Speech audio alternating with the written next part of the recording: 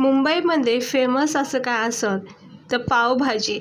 बरोबर, पावभाजी म्हणजे हे सगळ्यांच्याच आवडीचं आहे. हॉटेलमध्ये ढाबामध्ये पावभाजी म्हणलं की सगळेजण आवडीने खातात. पण तीच पावभाजी आपण घरच्या घरी कमी साहित्यामध्ये कमी वेळामध्ये अगदी हॉटेलसारखी चव असलेली ही पावभाजी मी आज बनवलेली आहे घरच्या घरी.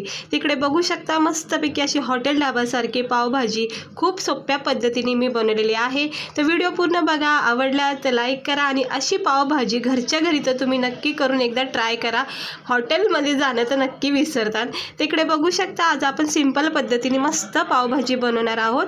तर त्यासाठी हे मोठे बटाटे कट करून घेतलेत, बारीक शिमला मिरची घेतलेली आहे, अशी बारीक चॉपिंग करायची. बटाटे मात्र मोठे घ्यायचे कट करून, थोडेसे वाटाणे आणि हे फ्लावर घेतलेत असे मोठ्या साईजचे. आपल्याला शिजवायचे त्यामुळं मॅशच करायचं, त्यामुळं कटिंग कशी हे आवडीनुसार करा. त्यानंतर इकडं 2 मोठे टमाटे बारीक चिरून घेतले. पावभाजीमध्ये टमाट्याचा वापर चांगला करा. त्यानंतर 2 मोठे कांदे बारीक चिरून घेतलेत. आता आपल्याला काय करायचं आहे, सर्वप्रथम ह्या सगळ्या भाज्या आपल्याला चांगल्या शिजून घ्यायच्यात, गाळ करून घ्यायच्यात. ते एका कुकरमध्ये आपण सर्वप्रथम बटाटे टाकून घेऊया. तर माझी बहीणसुद्धा सोबत आहे, तर रेकॉर्डिंग जरा थोडीशी कॅमेरा वगैरे हल्ला जातो आहे, तर इग्नोर करा त्या गोष्टीला. तर इकडे मी फ्लावर आणि वाटाणे हे सुरुवातीला शिजून घेते, म्हणजे 2-4 शिट्ट्या करून घ्यायच्या. थोडंसं नरम सॉफ्ट झाले की मग आपण याच्यामध्ये शिमला मिरची टाकायची. तर हे 2-4 शिट्ट्या झालेल्या आहेत आणि फ्लावर, बटाटा आणि वाटाणा हे चांगलं आपलं शिजून निघलेलं आहे, पाहू शकता.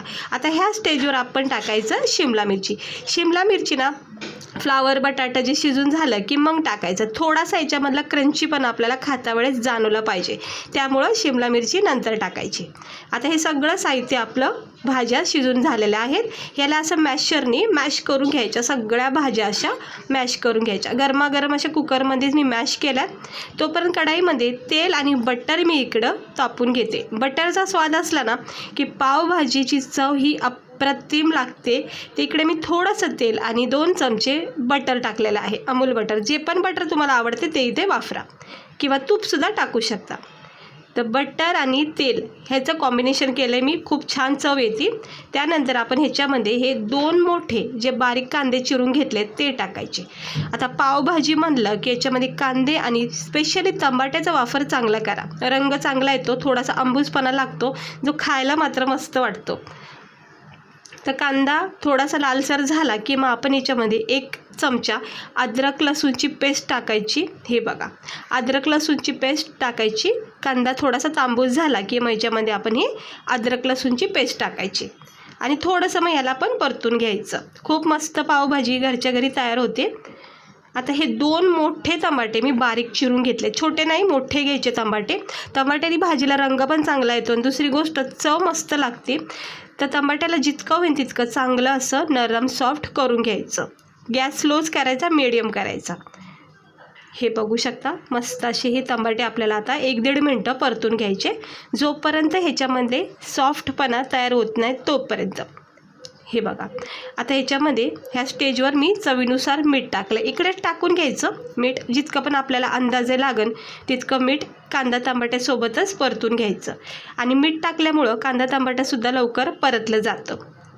आता हे चांगलं परतून घेते, पाहू शकता मस्त असे टमाटे कांदे आपले नरम सॉफ्ट झालेत. सोबत अद्रक लसूणची पेस्ट टाकली, खूप छान फ्लेवर आलेला आहे. आता आपण याच्यामध्ये टाकायचे बेसिक मसाले. हे असं बघा, कांदा टमाटर परतून झालं की याच्यामध्ये 2 चमचे लाल तिखट टाकले. आता पावभाजी म्हणलं की मस्त झणझणीत पाहिजे आणि स्पेशली पावभाजी मसाला हा जो मी टाकला आहे तो नक्की टाका. 1 चमचा धना पावडर टाका. धना पावडर ऑप्शन आहे, नाही टाकलं तरी हरकत नाही. पण पावभाजीचा फ्लेवर हॉटेलसारखा पाहिजे असेल ना, ते रेडीमेड पावभाजी मसाला भेटतो बघा सगळीकडे, तो घेऊन यायचा आणि टाकून मग अशी भाजी बनवायची. आता हे चांगलं परतून झाले. आपण ज्या भाज्या मॅश केल्यात ना त्या सगळं याच्यामध्ये टाकायचं. आवश्यकतानुसार पाणी टाकायचं, म्हणजे तुम्हाला घट पातळ जितकं पण लागेल तितकं याचा ग्रेव्ही बनवा. तर मी थोडंसं याच्यामध्ये हे बघा पाणी ॲड केलेलं आहे. इकडे तुम्ही आवडीनुसार पाणी टाकू शकता, म्हणजे किती तुम्हाला घट्ट पातळ हवे त्यानुसार. तर मला इतका टेक्स्चर पुरेसा वाटतोय. आता मस्त याला एक उकळी होऊन द्यायचं आणि खमंग सुगंध असा पावभाजीचा फ्लेवर म्हणजे जसं हॉटेलमध्ये वाटतं ना अगदी तसंच वाटते. बघू शकता ही आपली पावभाजीची ग्रेव्ही किती मस्त वाटते. अगदी थिक झाली आहे, म्हणजे जास्त पातळ नाही आणि जास्त घट्टसुद्धा नाही आहे. परफेक्ट टेक्स्चर आलेलं आहे. आणि आता वरून कोथिंबीर करायची. ह्या स्टेजवर गॅस स्लो ठेवायचा आणि कोथिंबीर टाकून घ्यायची, सर्व करायचं मस्तपैकी आणि याला असं मिक्स करून घ्यायचं. बघा किती मस्त अशी आपली घरच्या घरी पावभाजीची ग्रेव्ही तयार झालेली आहे. काही आवश्यकता नाही बाहेर जाऊन खर्च करायची. हे बघा आता मस्त तयार झालेले आहे. एकदा गॅस बंद करते. तर चांगलं थोडंसं स्लो गॅसवर बंद करून ठेवून दिलेलं आहे.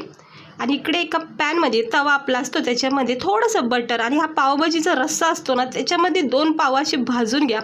एकदम भारी चव लागते पावाला, मस्त वाटतं खाता वेळेस. हे असे पाव भाजून नक्की खा पावभाजीसोबत बनवली घरी तर. हे बघा बटर आणि थोडासा रस्सा घ्यायचा बस. आता हे खरपूस असे भाजून घ्यायचे आणि हे बघा झालेत. आणि वरून असा अमूल बटर हे लावून घ्यायचं, कारण बटरशिवाय तर पावभाजीला चवच नाही. तर चला गरमागरम सर्व केलेलं आहे प्लेटमध्ये. बघू शकता इतकी मस्त थिकनेस अशी ही पावभाजीची ग्रेव्ही झाली. सोबत हे भाजलेले पाव, कांदा, लिंबू वरून आता सर्व करूया आपण पावभाजीच्या ग्रेव्हीवर कोथिंबीर, थोडासा चिरलेला कांदा आणि सगळ्यात महत्त्वाचं म्हणजे बटर. थोडंसं बटर अजून याच्यामध्ये ॲड करायचं. हे बघा ज्यावेळेस मी चेक करत होते ना बटर टाकायचं विसरून गेले, म्हणून बटर टाकलं आणि याचा आस्वाद घेतला, म्हणजे टेस्ट केली. तर खरं सांगते खाता क्षणी इतकं छान फील झालं, असं वाटलं अक्षरशः आपण हॉटेलमध्ये खातो. इतकी मस्त भाजी झालेली आहे तयार. घरच्या घरी तुम्ही ही पावभाजी नक्की ट्राय करा. खूप कमी वेळामध्ये कमी साहित्यामध्ये तयार होते.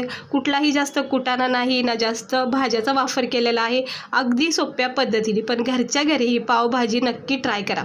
पाहुणे आले, गेस्ट आले तर त्यांच्यासाठी अशी स्पेशल डिश म्हणून सुद्धा तुम्ही ही करू शकता. भरभरून तारीफ करतील.